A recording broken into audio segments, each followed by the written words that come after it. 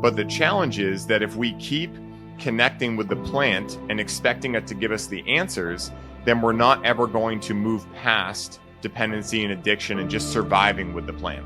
And so a lot of what I teach is based on like, hey, it's great the plant has supported you, like your buddy with his migraines, right? It's great the plant can help you get a migraine to go away, but at some point you have to figure out why the migraines are there in the beginning. So what does this breed? It breeds the wrong people getting into this business and having the biggest share of it. So a lot of the biggest companies around, or only the companies around, are MSOs, multi-state organizations that are really the finance bros or the real estate people. And now their spreadsheet has shown that cannabis is the next cash cow, so now they're there. And I want you to think about what we were talking about last with regards to the energy of not only the growers, but what is the energy of that business? It's just there to monetize the plant and make money. And then we're connecting with medicine that was grown under that frequency. And that's how cannabis and these other plant medicines work. You know, how we do anything is how we do everything. We understand training from a teacher. We understand working with a mentor. So why don't we understand that plant medicines work in the same way? And again, I'm not saying that like people should know. It's just I think something people don't recognize. I didn't recognize it for a long time. But at the end of the day, a lot of people, what ends up happening, like I was mentioning earlier, they are in a feeling of discomfort. Their life sucks. They're upset, whatever. They find this thing that in the moment helps them feel some sense of quote unquote better. And now they end up worshiping the thing that made them feel better versus the thing that allows them to realize that the better feeling they felt was already inside of them. But now they have to figure out what's blocking that feeling from coming out more often. So welcome everyone. Today we have another interview, this time with Ryan Sprague. So Ryan is an expert on cannabis, and this whole interview really focuses on one thing: what is cannabis, how it can actually benefit us. What are some of the myths surrounding cannabis? Because unfortunately, in this society, there is a lot of propaganda against cannabis, against other plant medicines, against psychedelics, etc. And for Ryan, it is his life mission to enlighten everyone about this particular plant medicine teacher. So in this interview, Ryan is talking about how cannabis was helpful when his father was diagnosed with terminal cancer, for example. Is cannabis for everyone? Can we use cannabis for spiritual purposes, for ritualistic purposes? What about industrialized big business type cannabis versus organic, homegrown, local type of cannabis? Does it make a difference? It does, on many different levels.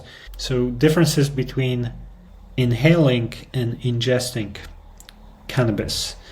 What are some of the health benefits?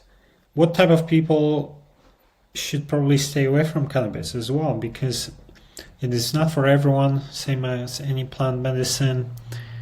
So if you're someone who is already using cannabis and you want to learn more, you want to learn how to cultivate the kind of healthy relationship with it, how to use it for spiritual purposes as well, this might be a good episode for you. Or if you are someone who never maybe had any experiences with this plant and you are curious, you want to know some background, from a real expert, this is the right episode for you.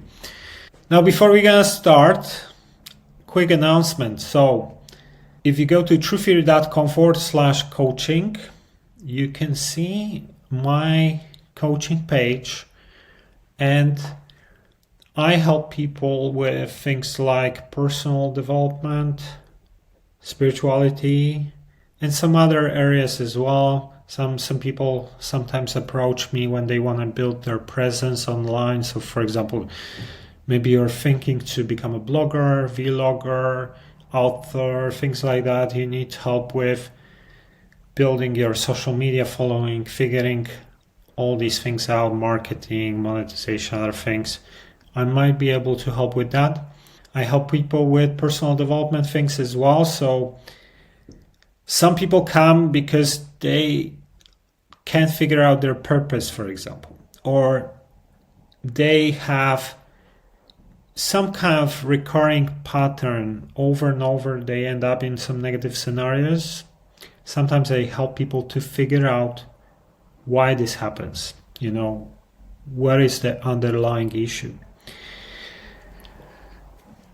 Sometimes with just aligning with their higher selves, so following intuition guidance, getting into flow of synchronicities, connecting with their spirituality, learning how to meditate, opening yourself to different aspects of spirituality and things like that. If you go to truththeory.com/coaching, you can see all different options that I offer.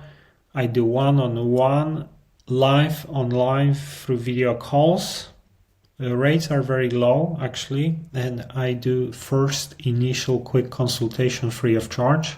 So if you're interested, if you need some help, some guidance, some clarity, go to truththeory.com/coaching. You can also check out testimonials from previous clients, etc. So nothing to lose. First initial call is free of charge. Go to truththeory.com/coaching.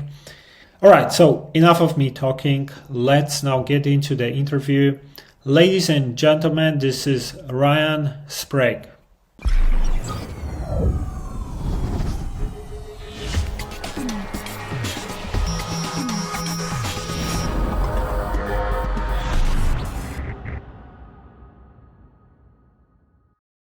Okay, this is Mike Sigula from TruthTheory.com, and this is TruthTheory Podcast, and my guest today is Ryan Sprague. Ryan has spent over 15 years working intimately with the realms of plant medicine, holistic health, coaching, spirituality, and discovered the hidden powers of cannabis when bringing his father through the end of his life with the support of the cannabis plant.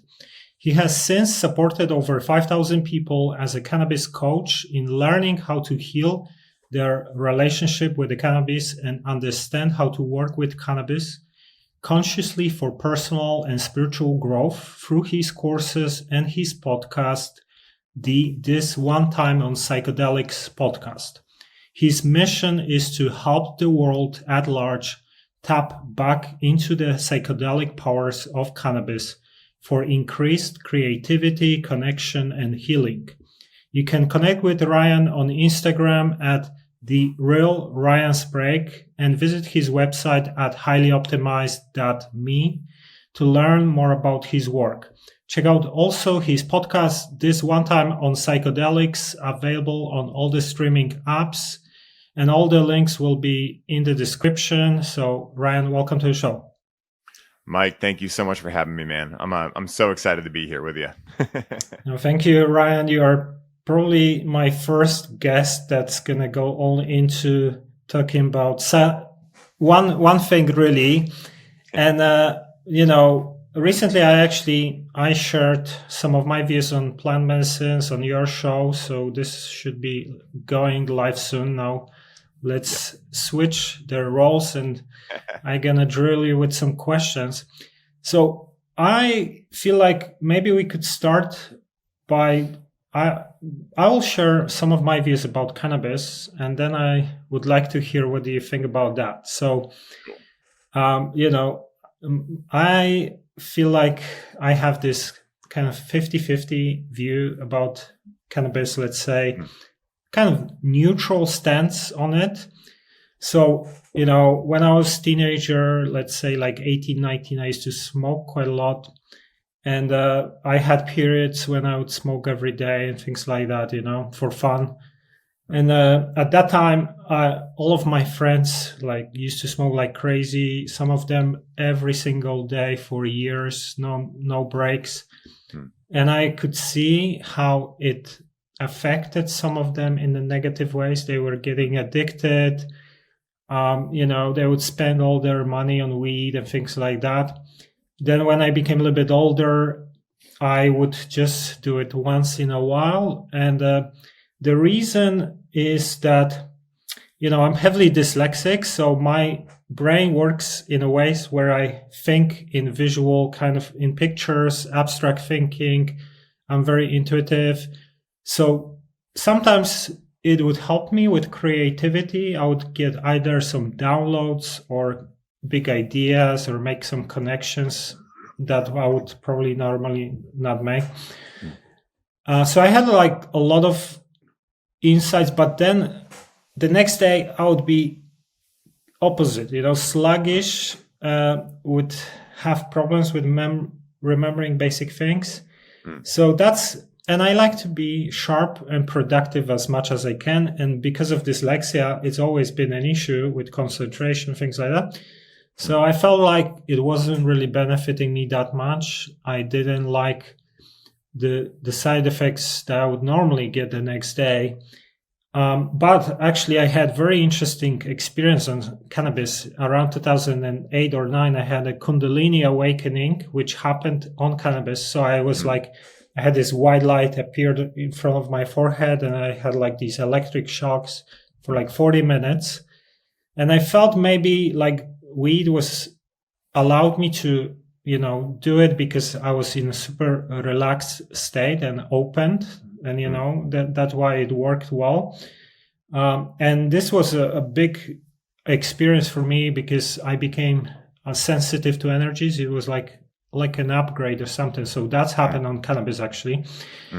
But, overall, when I look at everything, I don't really use it anymore, maybe once a year or something, because I just don't like how I feel the next day. And I saw a lot of people in the past who would get addicted. I also saw people who, for example, I have a friend who used to have migraines, serious migraines, and he said he was smoking some strain of weed that would actually help with that. But then he became addicted too much and started impacting his social life. So, yeah, what do you think about all that? And what are your views about why you decide to work with this plant? Yeah, dude, these are great points. And really, I'll kind of lay it all out right like this, right? I'll kind of like, I won't even hint at it. I'll just say what the real challenge is here. The real challenge in most of what you were talking about, right? Your friends that became addicted, not necessarily in your case, you didn't really have this. So as I heard it, but the real challenge surrounding substance abuse, alcoholism, any addiction is not the substance itself. The substance is not the problem, right? Like cannabis in your friends' lives was not the problem. It was the sign that there was a problem, right? And what I mean when I say cannabis, what I mean is the overconsumption of it to a detriment. And so really what the real challenge is the feelings of discomfort lying within those people's nervous systems based on whatever trauma they've had in either this lifetime or a past lifetime. And what happens is they find something that acts like a Band-Aid. They're in this feeling of discomfort. They first get introduced to something that can provide a feeling of comfort or feelings of comfort. And they end up mistaking, right, the thing that gives them the feelings of comfort as the thing they need to do all the time. Versus the fact that if they were able to have the user manual surrounding not just cannabis, but also like the human system, trauma resolution, things like that, they would have understood that cannabis is only showing them what is already possible for them past whatever current limitations, stories, and belief systems are lodged in their subconscious. So when you connect with cannabis, it changes your brain waves from beta into alpha and theta. Now, alpha is great for the flow state, right? A lot of people have great flow state experiences with cannabis, but theta waves are really what I want to focus on, because what's happening when you access theta waves is that you're actually opening up your subconscious. And so that's why a lot of people will have some very positive results because they're getting past those things, but they're also potentially having challenging results at times, right? Anxiety, paranoia, any of these kind of things come out because cannabis works as a non-specific amplifier. So whatever you are, it's going to amplify that. And that's my big distinction, I say, is it's not that there aren't things to be aware of when you're connected with an external substance. Of course there are, right? Harm reduction is a big thing, mitigating risk. We can talk a lot about that. But when it comes down to it, the big distinction I make is that people are blaming the cannabis plant for human action, right? Mm-hmm. Like cannabis is a plant that's growing in the ground. It's just growing there. It's not asking anything of us. It's not telling us to connect with it. What we choose to do with it is up to us to take out accountability and ownership over. And so for me, this has been exactly my journey. I went from having cannabis really support me with my anxiety when I was 16. But like your buddy, right? Or like it sounded like with your friend, I just thought, wow, I feel like shit. And this thing makes me feel better. So I must need more of that thing all the time. And I made that kind of mistake. And I don't see it as a mistake. I think it was very beneficial for me considering what I do now. But as a result, I consumed more and more of it and ended up with like a dependency or an addiction or something of that nature. And it wasn't until years later, after bringing my father through the end of his life when he had cancer, with the support of cannabis, that I really started realizing the true power of this medicine. What it's really here for is to connect us back to ourselves first. But then as that increased connection with self exists, to allow us to be able to connect more with the world at large, the people in it and everything like that, our mission, our purpose, etc. But the challenge is that if we keep connecting with the plant and expecting it to give us the answers, then we're not ever going to move past dependency and addiction and just surviving with the plant. And so a lot of what I teach is based on like, hey, it's great the plant has supported you, like your buddy with his migraines, right? It's great the plant can help you get a migraine to go away. But at some point, you have to figure out why the migraines are there in the beginning, right? It's kind of like this. It's kind of like, we'll use Advil as an example. I don't take any pharmaceuticals or Advil or whatever, but it's a very easy example for people to understand. If you wake up with a headache one day and you're like, oh man, I got to go to work. I got to do something today. You might take an Advil, right, to get that headache to go away. But if that headache is there the next day and the next day and the next day, there may be a certain point where you go, doesn't seem like Advil's cutting it. And the thing I noticed with cannabis, right, and other medicines as well, this happens with pharmaceuticals, of course, also, is that most people have learned that when you're sick, there's just something you take to numb it out, right? Like just get back to producing, because that's what our society, at least in Western cultures, really value is productivity. And so anything is allowed that makes you more productive. But the second that you start connecting with something that makes you want to go back to nature and kind of be not be following, keeping up with the Joneses, buying new houses, buying new cars, etc., the powers that shouldn't be, I'll put it that way, they start to be like, hey, this thing is interfering with our ability to keep our worker bees productive. And so when you look at cannabis and the patterns that play out in it, you just see this, right? You see this pattern of what's at the root of it is a lot of people are focused on trying to be producers, right? Trying to create something in the world. And so they're using cannabis to numb certain things out so they can go back to being a producer. And I think that's one of the things that happened to me as well. And one of the things that I was able to break over the last 8 years of being able to really see the power of cannabis and realize in that moment that like, this plant isn't here to fix my life. It isn't here to be something that I lean on every single day because I feel less than. It's something that can show me a possibility that breaks through the current stories I have. But from that point forward, I need to go out and take the action, find the mentors, whatever it is, to be able to actualize that vision I saw. Otherwise, I'm not really using a medicine. I'm using a substance. And I'm not here to judge people on how they utilize cannabis, but I am here to make that distinction. If you really want something to be a true medicine, it takes a 50-50 approach, right? It takes two to tango. And if you're just utilizing the plant to numb out, right, and forget about what is ailing you, then you're just using it as a substance. And at the same time, though, that's not the fault of cannabis. And it's not really the fault of anyone necessarily. It's just that none of us ever got a user manual for not only cannabis, but think about emotional awareness. Think about trauma, right? All of these things that are very basic in terms of like understanding how to be a human being, that most of us have no awareness on, unless, except for the past like 5 years when trauma started getting talked about. But even then, it's in a very victimhood type way, right? Oh, you have trauma.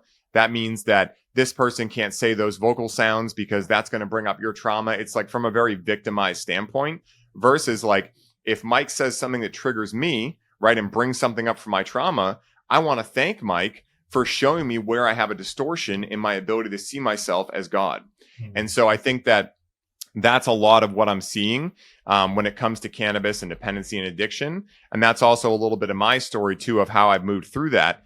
And now at this point, what I do is I connect with cannabis like an oracle, right? Very similar to a tarot deck. where what I'm doing is I'm making an intention. I am then connecting with the plant in a ceremonial, intentional way. And then I'm moving through that experience and being aware of any ideas that come through to me, which is my term for the downloads, the insights, etc. And so the analogy I use often here is, imagine that you go into an experience because you're like, I'm experiencing this creative block. I just feel blocked creatively right now, or creatively. And so you go into this experience with that intention. And maybe halfway through, you get this download of like, oh my goodness, I used to love painting as a kid. Why have I not painted in so long? Well, what you would need to do to actually 50-50 that, right, and show cannabis and show yourself that you're willing to take action on that is like, from that experience, don't just go, wow, that was amazing. Oh my God, and go back to your life.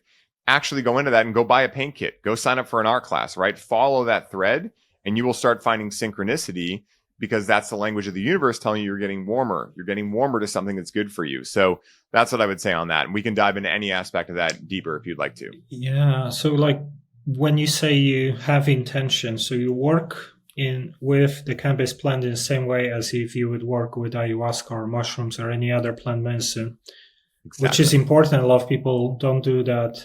You actually focus on your intention and you thank the spirit of the plant before you actually smoke, right? Do you have any special type of weed that do you use, or like one type of weed, or it's gonna work with different types, or also doses and things like that? Yeah, this is a great question. So when it comes to varieties, I always like to think of them as different personalities. So you may really love Blue Dream. Blue Dream may not work for me. Because we also, if we get into the science end of this, we all have very individualized endocannabinoid systems, which is the system in our body that's not only connecting with the phytocannabinoids, THC, CBD, CBG, et cetera, that are found in the cannabis plant, but it's also creating what's called endogenous cannabinoids, endocannabinoids. So these are endogenously created cannabinoids that allow you to mimic the effects of the phytocannabinoids found in the plant. And so depending on your makeup of your ECS, your endocannabinoid system, plus your concentration of CB1 and CB2 receptors and your DNA overall, what works for one person may not work for the next person. And that's why I tell everyone there's a couple different ways you can kind of attack this, if you will. Number one is through trial and error, keeping a journal, keeping a log, and trying different strains out and seeing like, how did I feel before?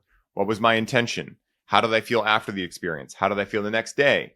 Right? Because you'll be finding out like, oh, maybe my being likes higher CBD strains. Maybe my being really needs, like for chronic pain individuals, like high THC right now. But there's a gentleman I know named Len May. For any of your listeners who may be more a little bit on the science end of this, Len May is someone you can reach out to, and he can do a DNA sequencing test on your endocannabinoid system and your entire being to figure out what cannabinoids, what terpenes, what ratios, everything that will work best for your individual needs. He'll also give you predispositions as well. So like I always, share this because cannabis is not for everyone, but it is for certain people, right? And there are certain people that have a mutation in what's called their AKT1 gene, and that will actually predispose them to schizophrenia. Now, that doesn't mean that cannabis causes schizophrenia. And what Len always says is, for someone that has that predisposition, they could get an offender bender. They could hear a loud horn. They could connect with cannabis. They could connect with alcohol. There's so many things that could be the straw that breaks the camel's back. But at least if you're getting that test, you're aware and you can use discernment to figure out like, okay, do I still want cannabis in my life? If so, maybe I go high CBD because that's going to mitigate my risk of having this predisposition come out, things like that. But what I would say overall is that when it comes to cannabis, one of the biggest things that most people that connect with cannabis are unaware of is that this plant is a living being, right? And I was very fortunate that you brought up the ayahuasca and the psilocybin thing, because my whole point with talking about cannabis is not to say it's better or worse than anything, but to allow it to rise into the conversation with other psychedelic medicines, because it has been so bastardized throughout the last 80 to 100 years that we've forgotten that it's actually been a part of almost every occult and spiritual practice for the last 10,000 years. And Chris Bennett has done a lot of research on this and has books that are like this thick on cannabis mentioned in so many different elements. And so the fact that we have this endocannabinoid system really allows us to see that we've co-evolved alongside this plant. But when it comes to this plant being a living being, how we're actually cultivating it is much more important in my mind than what the actual strain is, what the makeup is, etc. So most cannabis being grown today is being factory farmed. And we know what happens when meat is factory farmed, right? Even people that are not in the holistic health realm are starting to really understand why they don't want to buy traumatized meat and want to be a part of that industry and support that.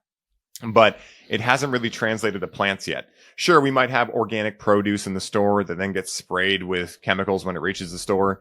That's another story for another day. But, when it comes to cannabis, most people just see it as something to get them fucked up. That's really what they see it as, something to numb out, something to get fucked up. And so the consumer, at least over here in the States, I don't know if it's different in Europe, but over here in the States, they have decided that really what the thing they're looking for is Delta 9 THC and THCA. And so typically when people come into a store, the only question they have is, what's your highest percentage of THC? I'll take that. When they're not aware that this cannabis, in most cases, is being grown with chemical salt nutrients.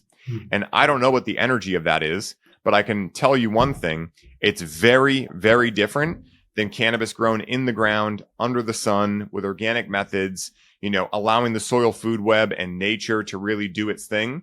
Because I think that one of the mistakes that humans make is that we can outsmart nature. And so when you're growing under high pressure sodium lights or LED lights without an EMF mitigation device like biogeometry, when you're using chemical salt nutrients instead of allowing the soil food web to allow that cannabis to be grown, that's going to be a lot of the distortions that people feel in cannabis. And I'll tell you one thing, man. When I was growing cannabis in this way, I'm still growing in this way, but when I first started growing in this way, here am I, right? Like obsessed with holistic health, obsessed with spirituality, but around a lot of people, a lot of friends that were not interested in those things. So I never really noticed, right? Because I would never connect with cannabis from a dispensary or something like that. So I wouldn't really notice how much different mine was than other cannabis out there, grown in the earth, things like that. Well, when I met Paul Chek for the first time and I gave him some of my cannabis, he was like freaking out. He's like, dude, I've never had something like this. Like, what are you doing with this? And that was very interesting to me because I had normalized it in my experience.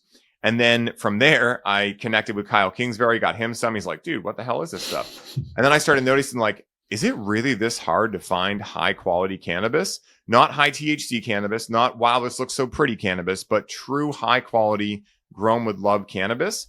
Because think of it this way, right? If you have a dog that you adopt that was a fighter dog beforehand, right? Some asshole parent had trained this dog to be a fighter dog. Is it the fault of the parent or the dog that the dog is the way it is? And that's what I say with cannabis a lot, is it's like a lot of times cannabis is giving people challenging experiences because the spirit of the plant is hurting. It's being traumatized. It's been ostracized. It's been demonized. And now it's releasing a lot of that. And so if you're not showing the plant through cultivation or through connecting with it intentionally, that you're really there to learn from it, at best case scenario, it just doesn't really give you what it really is, right? And that's why a lot of people never have experience like I'm talking about psychedelic cannabis. But worst case scenario, you have a lot of like potential challenges included with that, a lot of body tension, a lot of things that come from the energy of the growers who grew that medicine. So that's what I would say is the biggest thing. We can definitely get into ratios and, certain strains and whatnot. But what I've found over time in growing hundreds of different strains and working with different strains is that in my experience and in the experience of others I've spoke with and trained as well, the bigger differentiating factor is how it was grown, where it was grown, and who it was grown by when it comes to what you're looking for. And then from there, it really just depends on, do you want more energy or do you want relaxation? And we can talk about what cannabinoids can lead to that, what people can look for if they walk into a store to make it very practical. But those things, right, like the energy of the grower who grew it, et cetera, are things I don't hear talked about anywhere, but they're so important. And I think that's one of the big things that people are going to start realizing soon. Yeah, I feel like there are two things here that are important. I think you mentioned.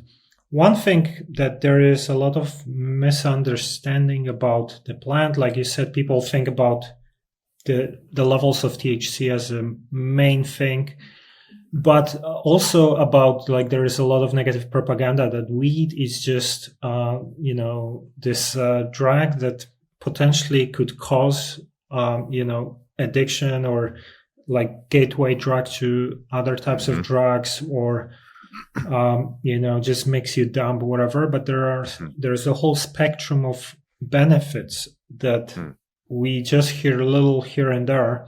Not only, from just using it for yourself, but even hemp and things like that, which is a whole different thing. But when I was looking into why plant medicines or psychedelics really became banned, I always found one of these things that they were actually really beneficial, and that would not work well with industries or with governments and things like that. For example, if you look at the history of LSD, which was legal in the 50s and I think 60s until late 60s or something like that.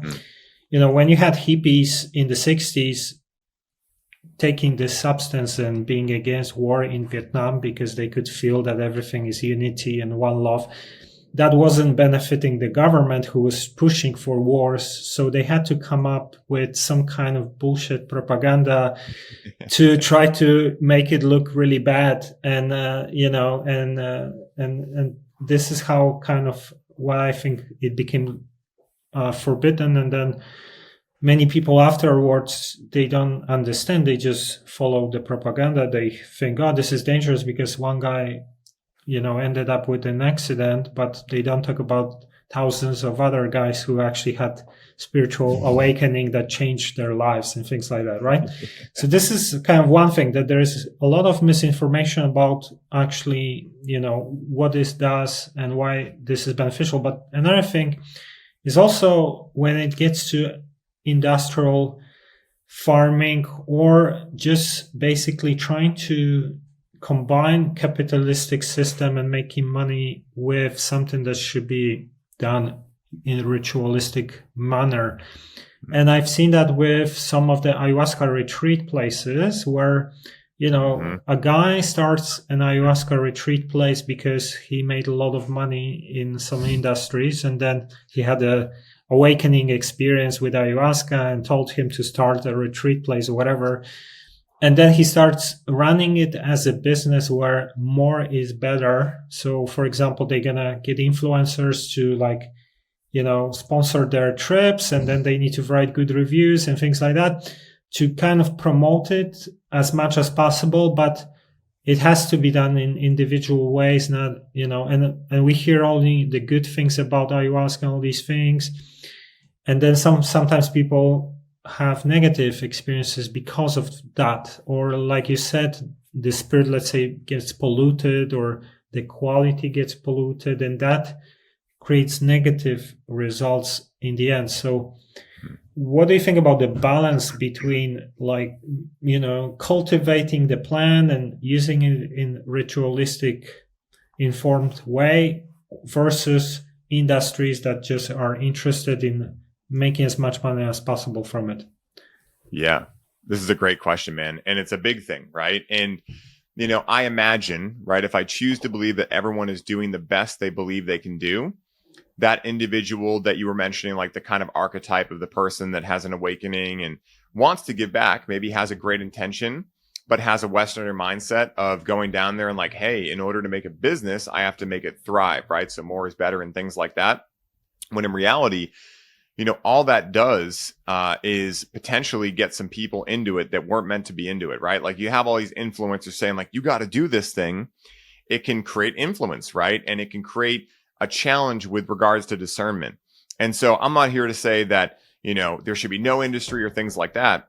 But I'll tell you one of the challenges, right, is that with cannabis over here in the States, there's a really weird, we're in a really weird place where most of the public understands that cannabis is medical, right? That cannabis has benefits to it, albeit there's always drawbacks, right? With people's patterns with it. We've already talked about that, but there's almost no argument anymore that cannabis is medical. There's so many studies out now, et cetera.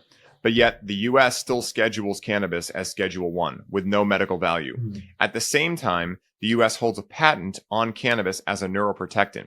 So what they're saying is cannabis isn't medical at all, except for it being so medical that we have a patent on it, right?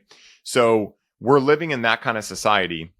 And then within that, We have states that are legal, but federally, cannabis is still illegal. They just talked yesterday about rescheduling it to Schedule 3, which is still just so ridiculous because they're still saying this is a really scary substance that needs to be scheduled, when in reality, alcohol is on every corner. There's pharmaceutical companies on every corner, CVS, Walgreens, these kind of things. And the whole idea behind it is that cannabis could be dangerous. What's going to happen if kids get it? What's going to happen if they get it? They're going to be chill for a couple of hours. Like, should they get it? No, never. But like in terms of risk, let's think about a kid drinking alcohol. Let's think about a kid accidentally taking his parents' opiates. And let's think about a kid taking a gummy, right? Like totally different, albeit still a harm, right? Still something we got to mitigate and look out for. But when it comes down to it, I think that one of the biggest challenges is that a lot of the companies, a lot of the legislature around cannabis, like here in Massachusetts, for instance, I'll use this as an example. When medical first passed, in order to open a medical dispensary, you needed to have $1 million in your bank account liquid that was just in there. Then it cost about $5 million to get the whole licensing thing going because you'd have to hire a lawyer. It would take 4 years plus. So let's say, Mike, you want to open a dispensary today. You start the process. You will not have one open for 4 to 5 years. And at that whole time, you're supposed to have that $1 million in your bank account. You're going to be dishing out tons of fees when it comes to your host agreement, aka whatever town you want to do it in. You got to pay them a large sum to have them have a cannabis company in their town. All of these kind of things. So what does this breed? It breeds the wrong people getting into this business and having the biggest share of it. So a lot of the biggest companies around, or a lot of only the companies around, are MSOs, multi-state organizations that are really the finance bros or the real estate people. And now their spreadsheet has shown that cannabis is the next cash cow. So now they're there. And I want you to think about what we were talking about last with regards to the energy of not only the growers, but what is the energy of that business? It's just there to monetize the plant and make money. And then we're connecting with medicine that was grown under that frequency. And so I think that's one of the main challenges when it comes to the industry, is not that there is an industry. Like, I think it's great to be able to be someone like me that loves cannabis and open up an establishment where I can get paid to give really high quality medicine out, educate people. I think that's beautiful. But what I don't think is beautiful is when all of those people, like a me or you, that have their heart in the right place, don't have a seat at the table because we don't have a ridiculous amount of money, and we don't want to go get investors that are going to tell us we have to run our business in a very dysfunctional way in order to make money. Because at the end of the day, this isn't real estate. It's not finance. This is plant medicine. It's very sacred. It demands respect. And if we don't do that, then we'll see more of what's happening, right? Where when a company gets into this because they're just looking to make money, they're not going to care when their patients are coming in every single day, or their clients just saying, my life sucks, but at least I can come here and get more weed, right? When in reality, a mom and pop shop, they're going to naturally, because they're passionate about what they're doing, they're going to have education there. They're going to have maybe community events there. They're going to have ways for people to connect way more than just coming in to buy something that numbs them out. You know, and again, that's not going to completely prevent people from using the medicine in a less constructive way. But at the same time, it at least allows people, the people that are ready to learn more about it, to have a place to do so. But I think that's the main issue I see with the industry right now, is that it's really only giving the people a spot that don't really deserve a spot, that really shouldn't be there, in my opinion. Because I've worked for some of these people. And again, I choose to believe they're doing the best they can. They just think it's another business. They got to run it that way. But they are completely unaware of what they are working with. And when it comes to plant medicine, you know as well as I do, man, what these medicines can show us about ourselves and about the nature of reality is so profound that it is a ridiculous disservice to have people walk in and think that the only things to know about cannabis is what's your highest percent and what's your cheapest price.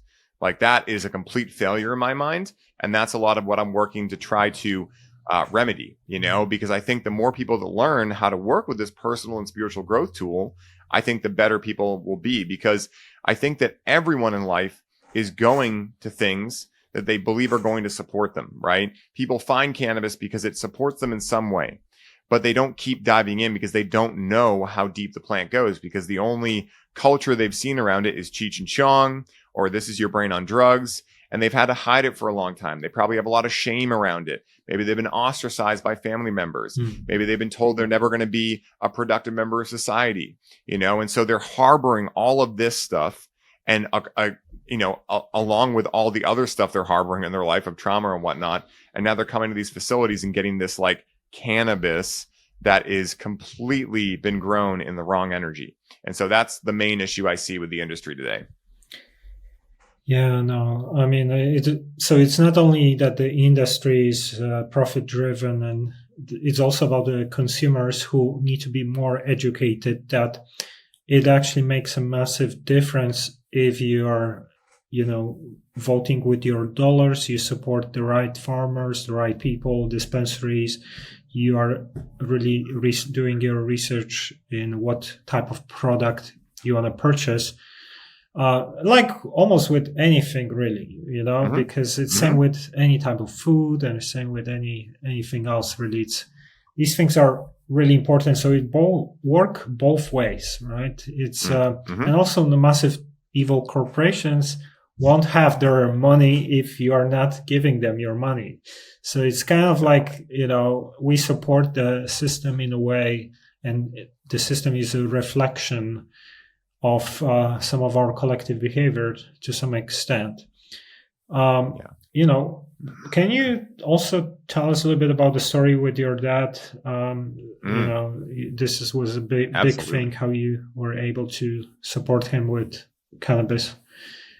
Yeah, absolutely, man. I love telling this story because I think it gives great context because, I think when people see me talking about cannabis, probably the first question is like, okay, why cannabis, right? Like, out of all the medicines out there, ayahuasca, psilocybin, DMT, wachuma, iboga, why are you here talking about cannabis? And what am I apparently missing, right? That's what people, tell me a lot. And what I tell everyone is, I didn't choose cannabis. Cannabis chose me. And the story of my father is the perfect articulation of how that actually transpired. And so when I was 18, 19, I'll give a little background first. When I was 18, 19, I was consuming a lot of cannabis. I was also very unhealthy at that time, like most 18-year-olds. I was eating a lot of Celeste pizzas, drinking a lot of Mountain Dew, and just, smoking cigarettes, drinking alcohol on the weekends, things like that. And I don't know if any of those things contributed to what I'm about to say, but what happened one day was I woke up and went to go to the bathroom and started peeing blood. Had no idea why. So my father at this point, at least I thought, he didn't know that I was consuming cannabis. He did know, but I thought I was being so sneaky with it. So I tell him I'm peeing blood and he's like, we got to go to the hospital. And on the way to the hospital, he asks me, son, I got to know, are you doing drugs? And I said, no, but I am connecting with a lot of cannabis. And I probably use different language at that age of my life.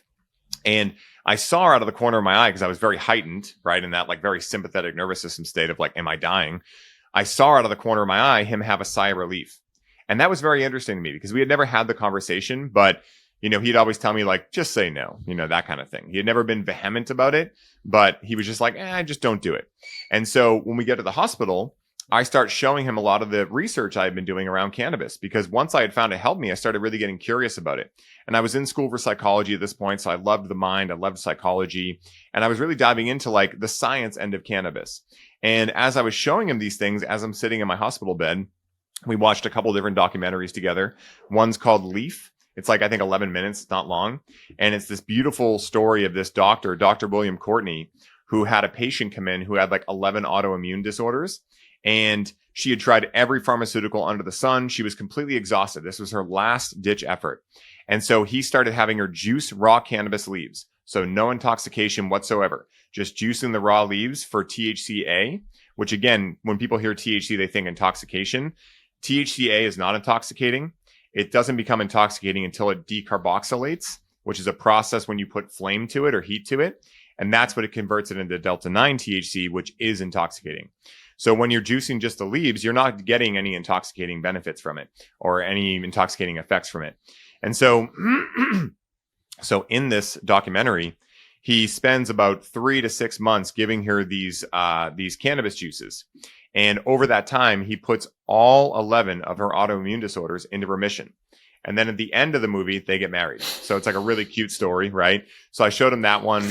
I also showed him a couple other ones as well. And to his credit, he was like, wow, man, I guess we didn't know what we didn't know back in the 70s and 80s.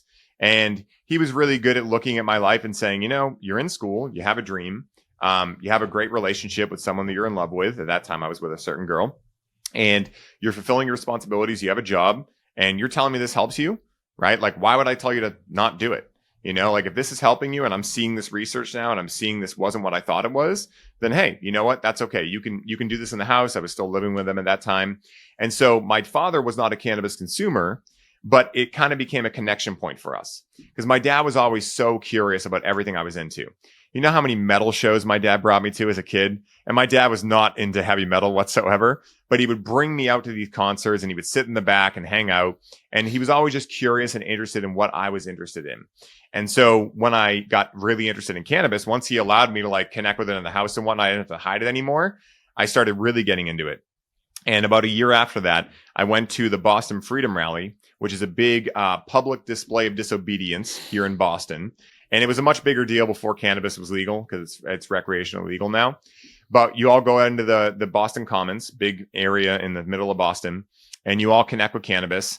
And as long as you're not selling anything or being a crazy person, the cops don't bother you.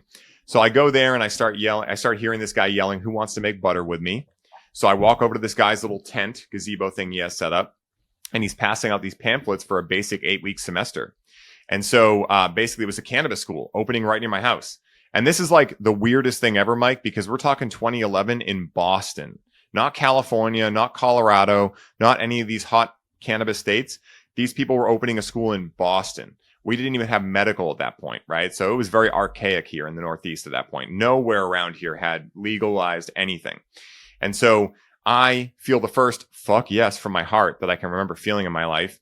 I go home and tell my dad, I'm like, hey, can you help me with tuition? Because it was like $500, but I was a completely broke college student. And a couple of months before that, him and I had bought a grow kit and we had started growing together. And what we realized was I needed help. I was a terrible grower. And so when he hears me say this, he's like, you know what? Like, yeah, I will invest in this with you because we just bought this grow kit. And also I'll go with you. So we go to this cannabis school together and we start learning all about cannabis together. And I end up interning for the school. I'm the first one in, last one out every single night. Like I am obsessed with this. And so I end up interning for them. I end up working for them. And in 2014, a couple of years later, I go to my first music festival and I do MDMA for the first time because I had still bought into the propaganda around any other psychedelic. I'd never tried mushrooms. I had never tried LSD. I just liked cannabis. And so I was terrified of like synthetic drugs and things like that. But I was going out with some good friends. We had all kind of talked about it. We were all club rats at that time. So we were like, all right, let's try it out there. So I did some research and I was like, MDMA is a heart opener. I was like, I don't know what that means, but I guess I'll figure that out. Well, I figured that out. So I'm in the crowd with like 50,000 people. It hits me. And the first thing I feel is this very interesting feeling relating to my dad. I didn't know what it was, but my logical brain kicked in and I was like, well, you're in Vegas. Your dad likes gambling and going to casinos. You're going to steakhouses. You and your dad love going to steakhouses. So I was like, oh, I probably just miss my dad. That's probably what this heart opening aspect is. Well, when I got back from that trip on July 9th, he told me he had been diagnosed with terminal cancer. And so when we were at the school together, I had been supporting patients that were coming in treating and curing their cancer with the support of cannabis and other holistic health principles. And so when he told me he was diagnosed with terminal cancer, and he told me he was not going to take treatment, chemo, radiation, etc., because he wanted to pass with his dignity and he had a great head of hair. That's where I get it from. So he wanted to keep his hair. And so when he told me he wasn't going to take treatment, of course I was supportive. I was like, okay, I totally understand. And, because for me, I'm into holistic health and I have my own views around conventional, Western med for a lot of it. I don't, ever say it's all bad, but I think it's overprescribed. And so after a couple of weeks, he started experiencing some real severe pain. So I started trying to persuade him to start connecting with cannabis. I was like, listen, Dad, we know what this stuff can do. We've seen it with our own eyes. Why don't we try taking the last grow, right? Our last grow that we've grown together, make it into what's called RSO, which stands for Rick Simpson oil, or its more professional name is FICO, full extract cannabis oil. And this is what people are treating and curing their cancer with. You can actually go on PubMed now and see studies on this in mice that THC kills cancer cells, CBD inhibits the growth. You can go on Phoenix Tears, Rick Simpson's organization, and see thousands of testimonials of people talking about this. So I always want to give that caveat because I know some people might be like, this kid's trying to say cannabis can cure cancer. Promise you it can. You got to go see it for yourself though. And so after a couple of weeks, we take our last harvest we had grown together, we turn it into RSO, and I start administering it to him. Now, Mike, this is someone who's never connected with cannabis, maybe like once in the 80s, but never connected with cannabis. And now I'm giving him the strongest form of cannabis on planet Earth. So I would sit with him during these times. And what I thought I was sitting there for was to help him in the bathroom, make sure he didn't have any questions, make sure he wasn't like freaked out. But what really started happening was I started seeing a whole different side of my dad come out than I had ever known. And I'm an only child. I have a stepbrother and stepsister, but I had spent a lot of time with my dad, every weekend going to car shows, going to breakfast. Like I said, he had supported me in every dream I've had in my life, along with my mother as well. And so I thought I got this guy figured out. Well, all of a sudden, I start hearing all these different stories. I start seeing this totally different, more vulnerable side of my dad come out. This side that's okay telling me that, yeah, he is a little scared of what's going to happen when he passes, but he's also kind of excited about it too. And we started having these deep conversations. And over that time, the doctors had given him about 3 months to live when he got diagnosed. They said he'd be lucky to make it to Halloween. And that was on July 9th that he got diagnosed. And so during this time, we were getting his scans back and his tumors were still growing because he was still smoking cigarettes and drinking Coca-Cola and doing all the things that gave him cancer to begin with. But one of the things that we noticed were they were slowing their growth quite a bit. And so what ended up happening was he ended up lasting until the following June. And during that time that I don't know if I would have had with my father had it not been for the RSO and cannabis support, I got to have closure with my father passing. But not only that, I got to watch him have closure with his grandchildren, his other children, my mother, and most importantly, his own mortality. And it was after that experience that I realized, wow, cannabis is way more than we've all learned it to be. Even at that point, the fact that it can cure cancer and do things like that, it's more than that. It's something even more important than that, which is true human connection. Because when you can see yourself in someone else and vice versa, you start to realize you're all one. You start to realize you've never been born. You'll never die. You start to realize you're infinite. And a lot of that fear around death, a lot of that fear that encompasses our lives as human beings starts to naturally fade away. And that's exactly what happened with me after my father passed. And after that is when I got a real big fire under my ass to go bring this to the world.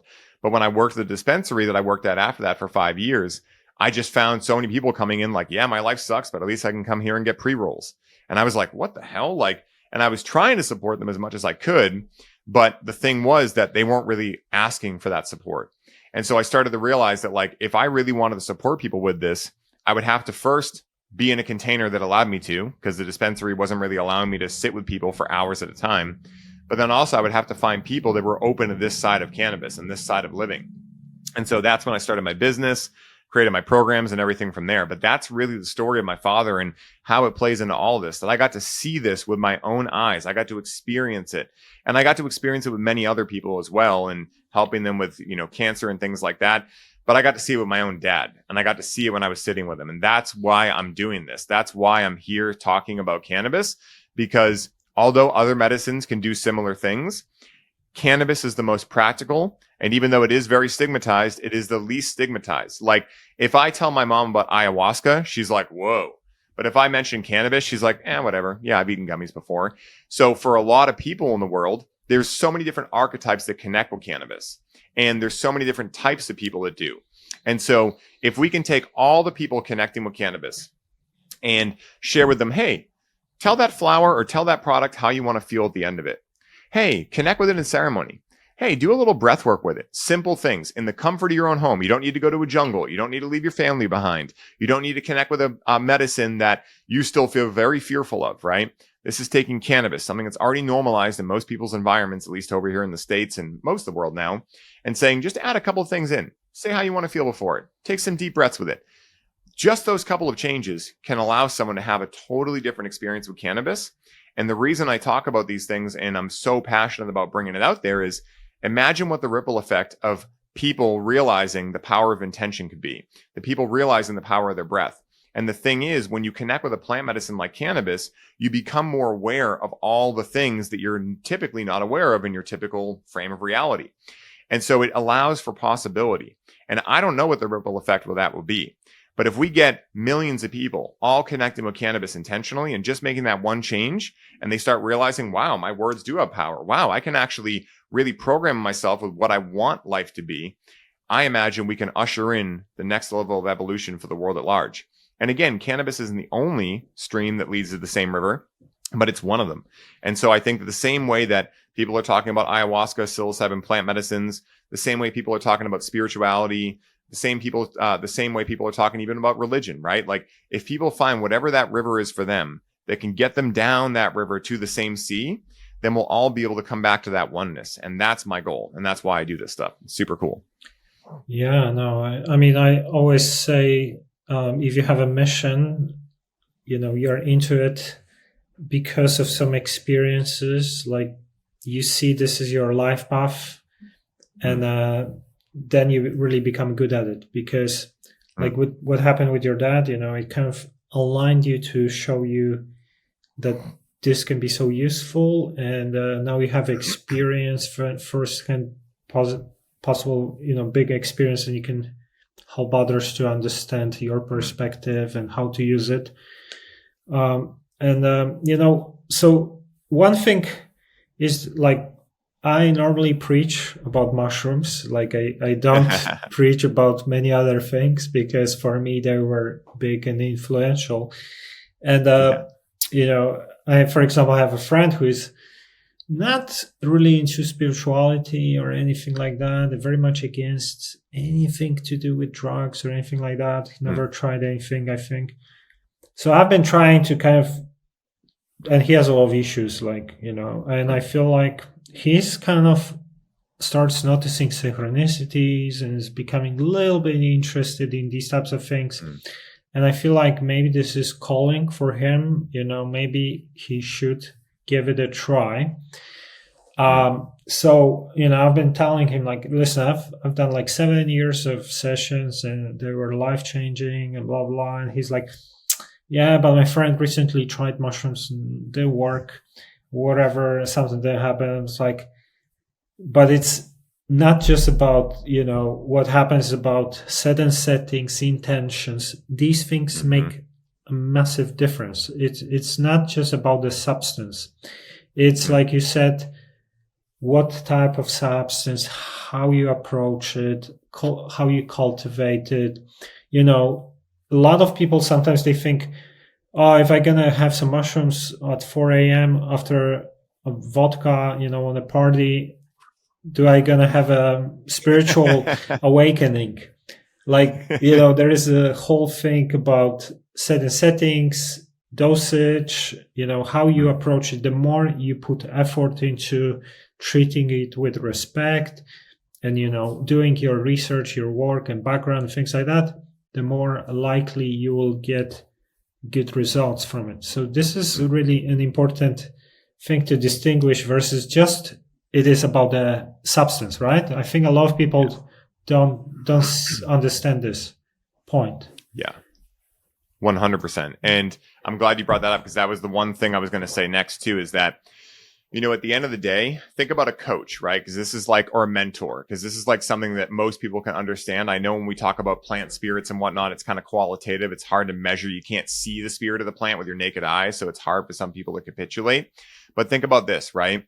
Say that you, Mike, sign up with a mentor, right? Say you're looking to learn something about business, right? You're looking to learn a new system.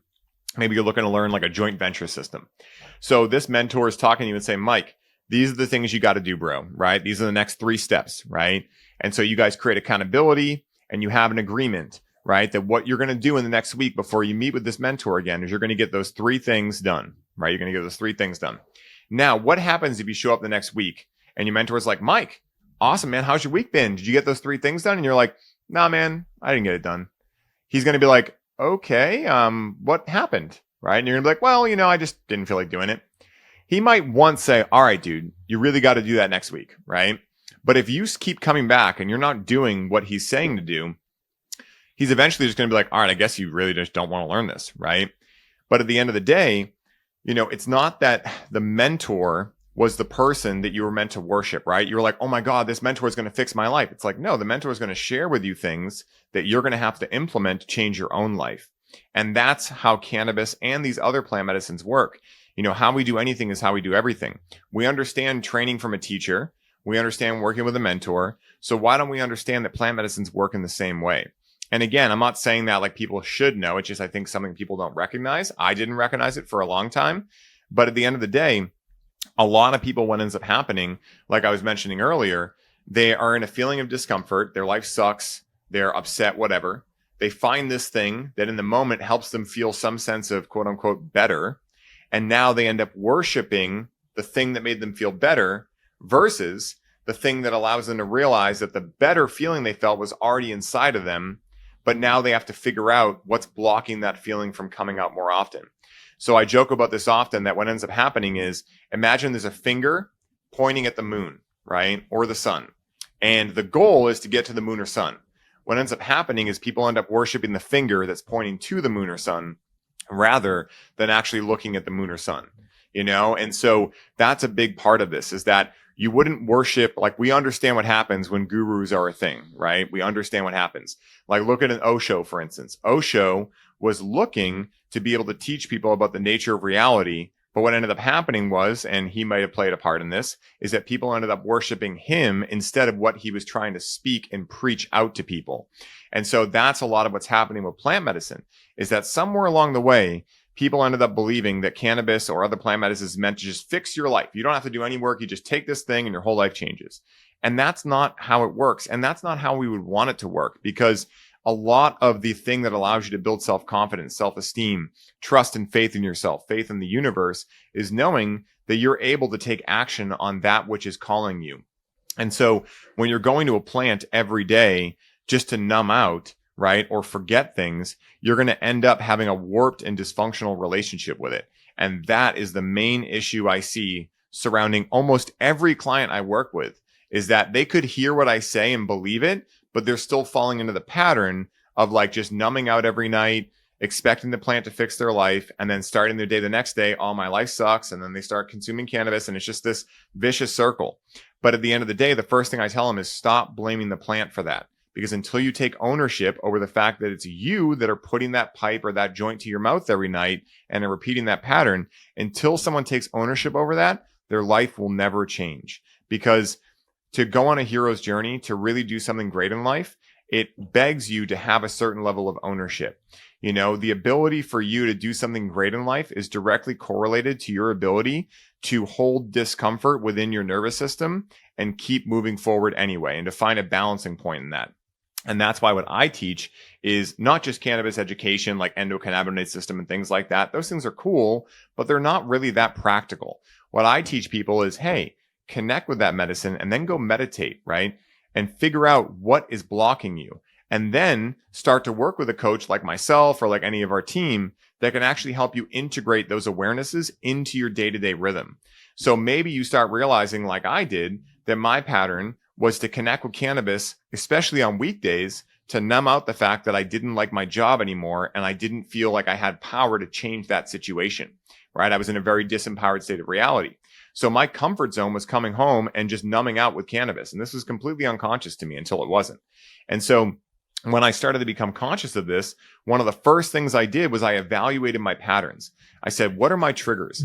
And my main trigger at that time was that I didn't feel fulfilled in what I was doing for work. I didn't feel like I had a purpose. And so when I realized that, and my main pattern being that I was going to numb out every weekday, the first change I made was no consuming cannabis on weekdays. Not because that's the objective right way to do it, but because that was based on my own pattern with it, that I would numb out at the end of my work days. So as soon as I stopped doing that, you know what started happening? All that discomfort of how much I really hated that job and how much it wasn't fulfilling me, all that came to the surface and I couldn't hide from it anymore. So I quit the job. I started my podcast. I started my business. I left that job. I started getting into coaching. I started doing all these things, but it wasn't that cannabis prevented me from that. It was that my own patterns with it prevented me from it. And until I took that level of ownership, I ended up believing that cannabis had done this to me. Oh my God, I'm a victim, right? And that's what mainstream society wants you to believe, that you are a victim. And that is a very attractive thing to believe, that you didn't do anything and that it's not your fault. But also at the same time, if you think you're a victim, then there's no ability for you to change it because it's out of your control. And that is a very scary place to live. And so when I took my first big break from cannabis, 3-month break, it was about halfway through it that I realized, oh, this isn't cannabis. This is a me issue. And that's what allowed me to come back to cannabis implement that new ritual, right, of no weekday use. And after that, I started connecting to the plant intentionally. I started realizing like, holy shit, what I tapped into with my dad, I can actually create a system around, and it works. And that's what I started teaching people. And it's been a wild journey of realizing how many people are stuck in that, how many people are stuck playing the victim in every aspect of their life, right? So of course they're doing it with cannabis as well, and being able to break them out of that and allow them to connect with the plant, to get ideas, and then put the plant down and go like create the life of their dreams. That's what I love seeing more than anything. And that's what cannabis wants for us. Cannabis doesn't want us to be, attached to it. It wants us, just like our moms do, to, give us some comfort when we need it, maybe some ideas, have a good conversation, and then go out there and fucking give it a full send in life, and really bring your unique magic to the world and be a lighthouse for the world to charge its batteries off of. Do you have any cravings during the week for, you feel like, I would like to have a little spliff or something? I'll have cravings for, like, when I do podcasts, I'll do a little bit of herbs like skullcap, damiana, and a little bit of tobacco. So I'll have like an excitement, of like, if I get on the podcast, nicotine will really help me kind of like focus in. Also coffee as well. I'll utilize those two for podcasts. But the good thing with me and my patterns with cannabis is that cannabis does not help me with like 95% of my day. Like nothing to do with work, cannabis could help me with, like if I came on this screen and I was under the influence of cannabis, I'd be forgetting where I was going and all these different things, right? So the good thing with me is that I never really got into, in my earlier years, I tried being an all day consumer and things like that. But I realized real quickly that that wasn't how the plant was going to help me.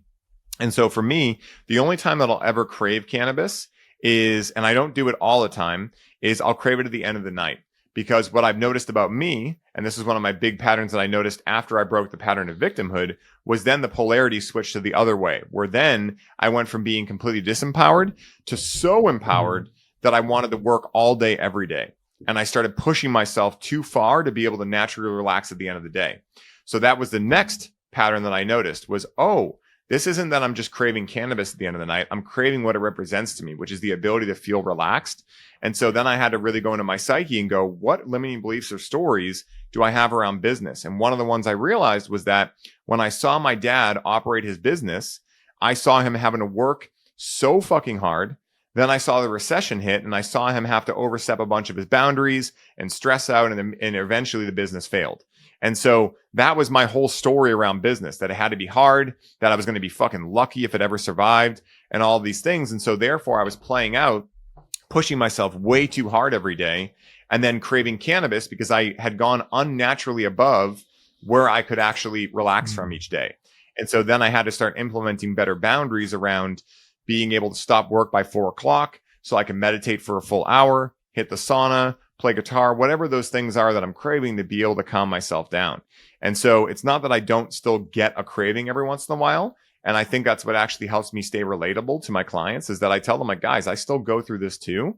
It's just that I'm aware of what they are now. I'm aware of what it represents. I'm not just craving cannabis. I'm craving what it represents. And I can give myself what it represents if I'm willing to go into my psyche and figure out what is blocking me from feeling like I can have that thing without having to connect with an external substance to bring forth that thing. Yeah. Okay. So one more thing I wanted to ask you, or let's say someone is considering to start their journey with cannabis, and they maybe listen to some of our conversations, things like that, and then they have their first time and they have a horrible experience, which I heard happened quite a lot. Like my first time, I was 15. It didn't kick me at all.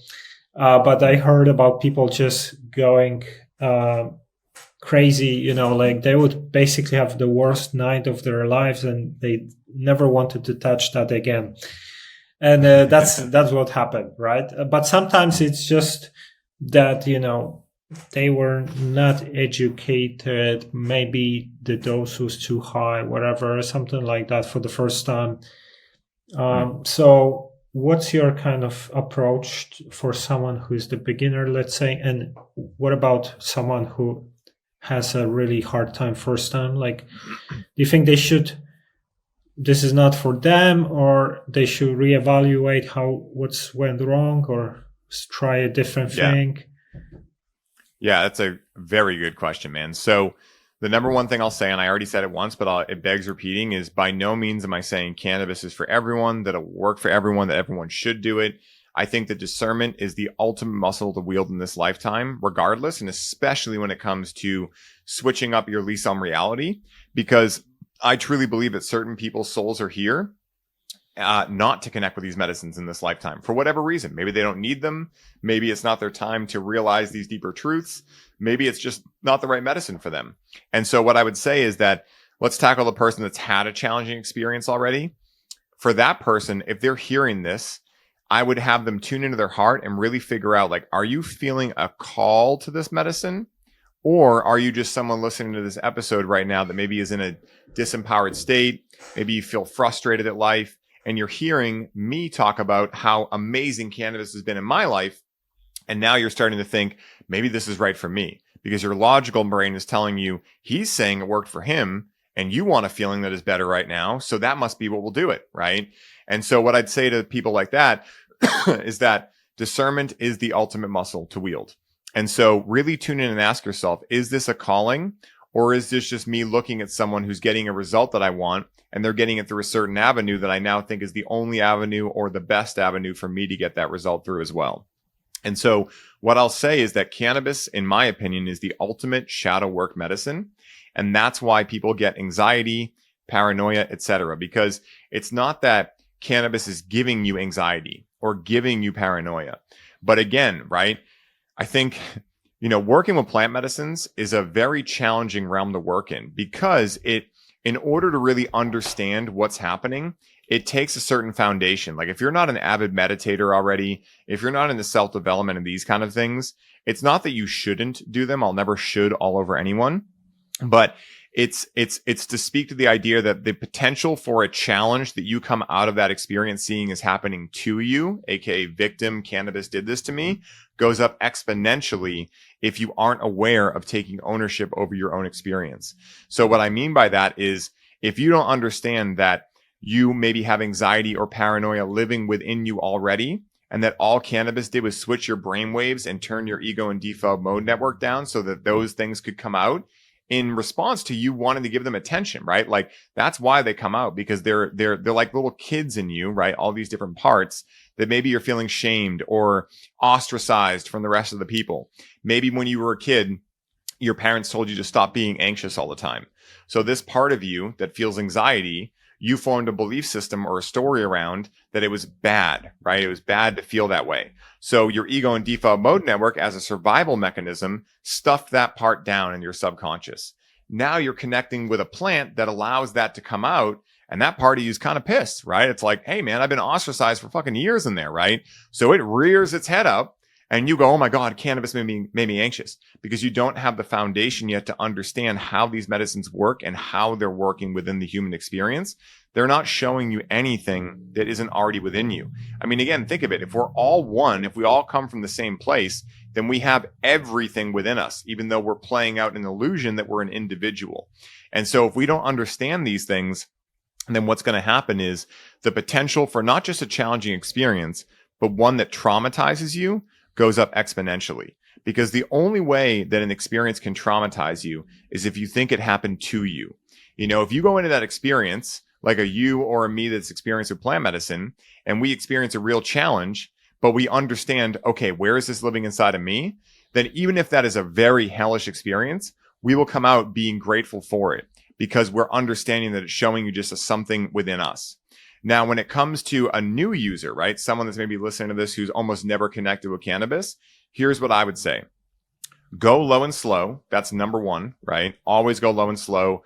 Don't let anyone try to tell you that you need to take big amounts, because cannabis, I will tell you, I've talked to very influential people like Aubrey Marcus, Paul Chek, etc., that are very well versed in plant medicine, 5-MeO DMT and Bufo, ayahuasca, combo, very challenging medicines to work with. And they all say the same thing. Hey man, like Aubrey was literally saying on the podcast we did, he's like, I've almost had to have a field tracheotomy in the bush from getting overdosed on combo, and I've never had more fear than on a strong edible. Cannabis is a very challenging plant to work with just overall. Like it can be finicky, right? And that's something that, because it's so normalized, I think a lot of people don't understand that it is a master plant. And when you take it in edible form, especially, it gets a lot more challenging. We can talk about why that is if you want to get into it. But what I would say is go low and slow and start with hemp flower. Like start with hemp products, because hemp is not going to have any THCA or Delta 9 THC in it, like a very negligible amount, like a microdose, just so you get the entourage effect.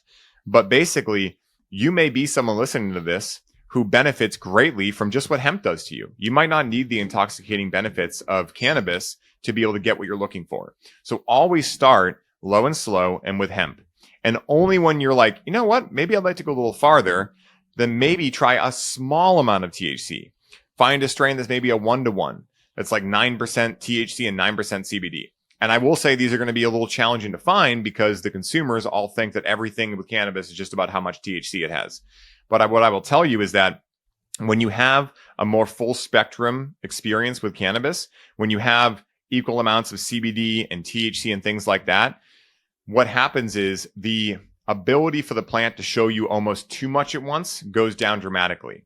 When you have a lot of THC, it acts as a gas pedal to your endocannabinoid system. And your endocannabinoid system, remember from the beginning, is the largest regulatory system in your body.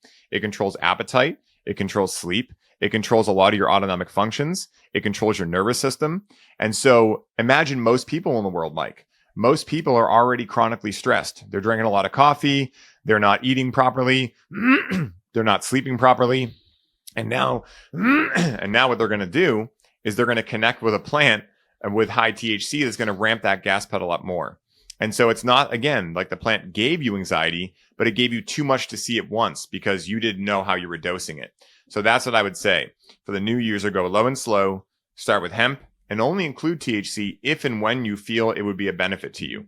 And when you do, if you do, start at a very low dose of it. You know, there's nothing that says you have to, like, I really think the benefit of cannabis is finding that Goldilocks zone where you go just outside of your normal level of consciousness, but you don't go so far that you get dissociated. Because the big part of cannabis that I love and why I think it's so practical is to go back to that analogy with the creative block. When you get the idea, right, in that analogy that you want to get back into painting, you can sit up from your experience, go on Amazon, buy a paint kit, sign up for an art class, and go right back into your ceremony. Try doing that on 5 grams of mushrooms or when you're on ayahuasca. It's very challenging to do that. And so I really feel like cannabis is the most practical because most people right now don't have 2 to 4 weeks to take off and go to the jungle and connect with amazing medicines like ayahuasca. I'm not talking down on them, but it's just practicality wise, most people don't have the space or money in their lives to do that. But they do have the ability to grow a plant in their backyard they can connect with, get some ideas and make their life better, you know? So that's what I would say overall from the user that's had anxiety or challenging results before and the completely new user. Yeah, when I actually mention using mushrooms for spiritual purposes to newcomers, I say the same thing. It's better to start with a smaller amount, even if it's not going to hit you or hit you very mildly, than to actually have a full-blown experience first time where you're not familiar. Because, sometimes you can do something stupid, you don't control the environment, things like that. And you might just do something silly, or it might be too hardcore for your psyche and things like that. And you might feel traumatized after or something. So it's better probably to even if it's not going to work out first time, now okay, this wasn't the dose right for me. Next time I'm going to do a little bit better and things like that. It's better than to have too much on the first time. I think it's like the same thing I normally say with mushrooms. And you mentioned that actually edibles work differently when it gets to smoking. Can you tell us the difference? Yeah, definitely. And I'll do a little analogy beforehand of what you were just saying. Have you ever seen Fast and the Furious, Mike? The original one? When I see something like that, this is definitely something I don't want to watch. 15 parts of Fast and Furious. I kind of get the idea what it's about, but it's like Taylor Swift. It's not something for me. I might watch it one day, but well, the first one, right? Like the first movie when it was really about street racing, there's a famous scene in it, right? Paul Walker is an undercover agent and he's trying to infiltrate this street racing ring, right? And so one of the ways he does this in the beginning is the cops that he works for buy him this really nasty street racing car, but he has no idea how to run it. So he decides to go to one of these street race meetups and try to race the ultimate dude in town, right? And so what he does is, because he doesn't have experience yet, he hits his NOS way too early without understanding that his car's engine can't handle that yet. And Toretto, Vin Diesel, right, is like too soon junior, and he just blows right by him and beats him and takes his car, right? And so that's the kind of same example here where someone listening to this might hear you and I talking about these very deep, powerful experiences and think that the best way to have the same thing happen is to take a lot. But in reality, it takes nervous system regulation. It takes a lot of things to be able to benefit. And also, if someone hasn't connected with a psychedelic before, they might have a lot of fear around it. So I love what you were saying about taking a small amount that you might not even feel the first time, because the more that you can do that, the more that you can show yourself like, okay, I'm not just going to have a complete freak out from any amount of this. I can actually control this. I'm in control of how deep I want to go. That allows so much more safety in the experience. And safety is the ultimate basic human need. When you have more safety, the ability for you to traverse and have a joyful experience goes up, even if it's a challenging experience. It allows you to come out of it seeing happening for you. So I wanted to throw that in there with my silly Fast and the Furious analogy. But when it comes to inhalation methods versus ingestion methods, the main difference is this. I like to think of inhalation methods as an instant release and ingestion methods as an extended release. So a lot of people that get into cannabis, maybe they're not someone who's already a smoker or has smoked before and they just are turned off about that idea. So naturally they go towards ingestion methods like edibles or tinctures or things like that. And that's not inherently bad, but I definitely want to make sure people understand something about that. Now, when you connect with cannabis through an inhalation method, you are connecting with delta-9 THC. And when you connect with that medicine and it gets absorbed through your bloodstream, right, through breathing it in, you're going to have the peak experience of that within about 10 minutes. Like within 10 minutes, you'll be at the peak of how high you're going to go. And so if someone has a challenge, right, they smoke a little too much, they're going to be at that peak for about 10 minutes and then they're going to start coming down, right? So within an hour, they'll be pretty much back on ground level. And by the time they realize they went too far, it'll be the peak, right? They'll be feeling the brunt of everything they're going to feel. Oh my God, I went too far. And then it starts coming down, right?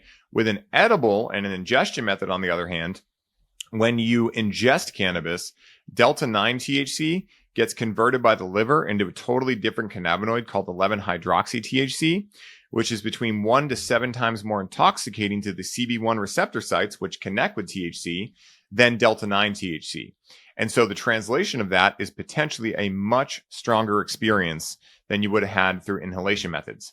Now, there's another thing that comes into this too. Your metabolization rate of THC in your liver.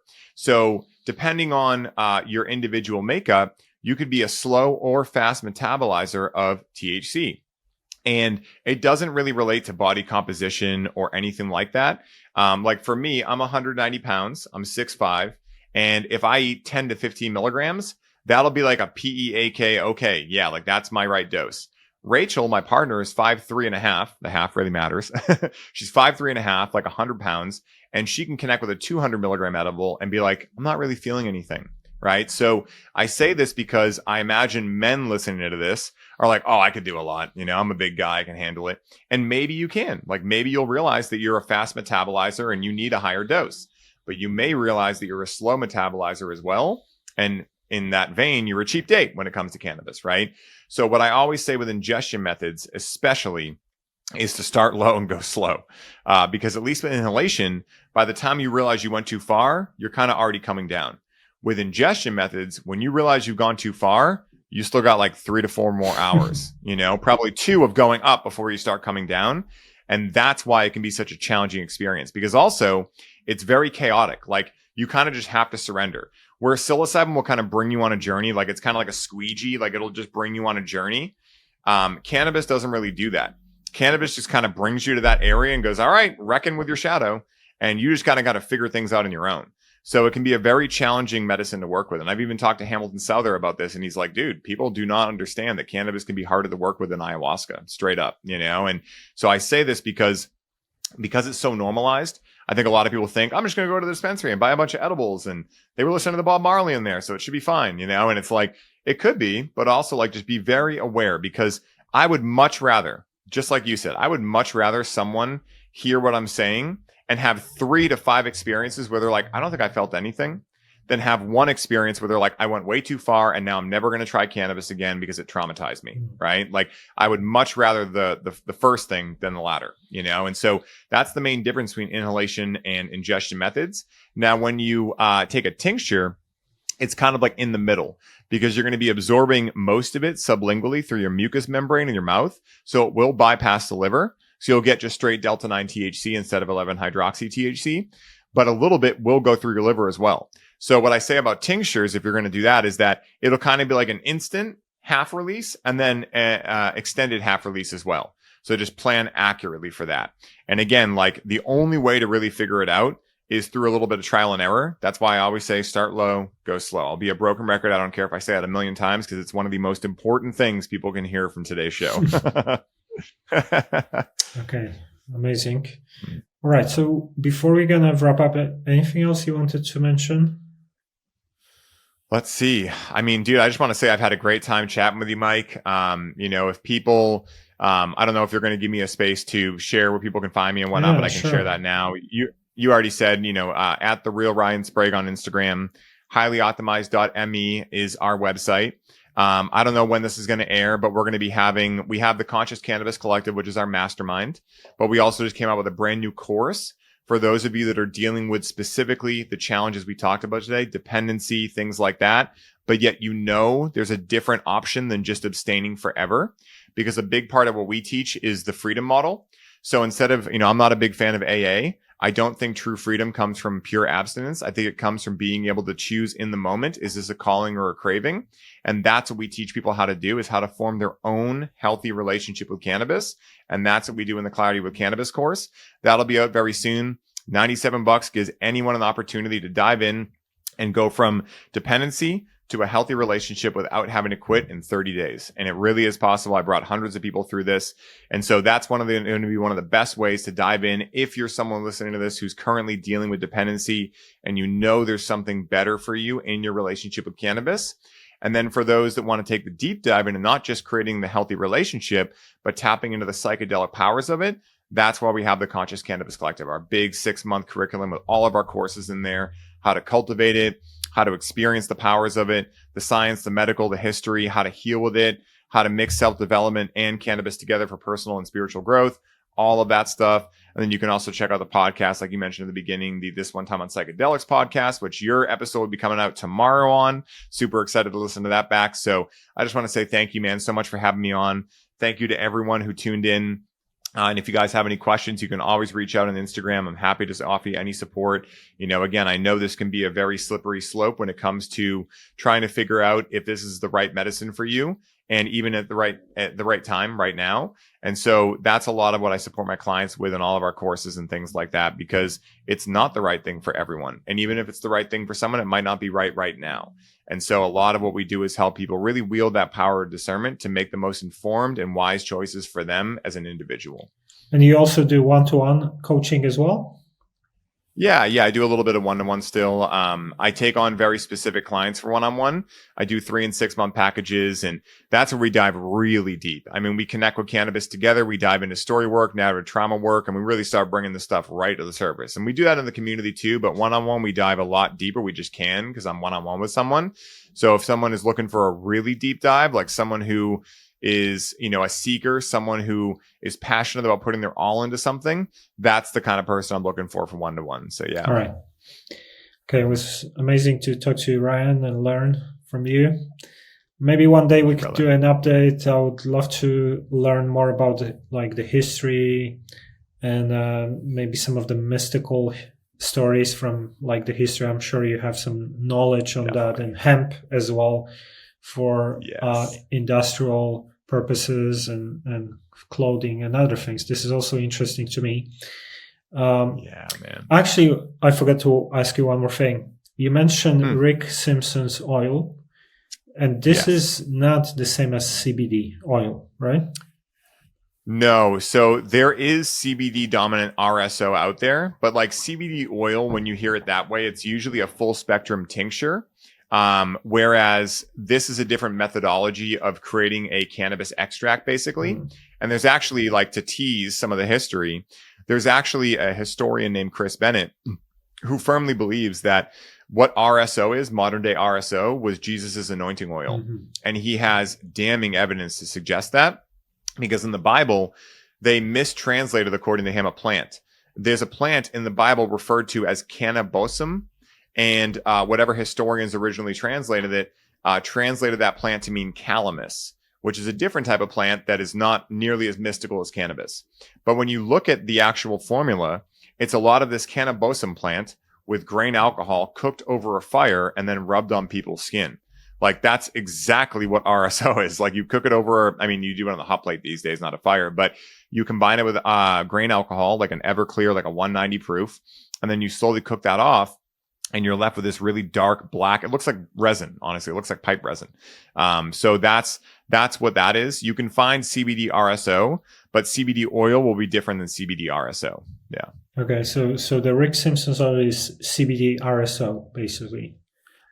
So there's a THC. There can be THC well. versions, like, yeah, like say if you have like a regular strain of cannabis, like a Blue Dream, for instance, high THC, and you make that into RSO, that will be like a high THC RSO. But say if you have like a CBD dominant strain, like a Harlequin or a Sour Tsunami, and you make that into RSO, because of the makeup of the cannabinoids in there, because there's almost no THC and a lot of CBD, that will naturally be a CBD RSO. So it's basically like whatever cannabinoid is more encompassing in there is what they end up calling it at the end. Yeah. Okay, let's just leave it for this another time, because this could be another episode with some of insights on some of these topics. For me, this is really interesting. So thank you for joining me today, and thanks for your wisdom, and thank you for checking another episode of TruthTheory podcast. Until next time, thank you. Thank you. Thanks, man. All right.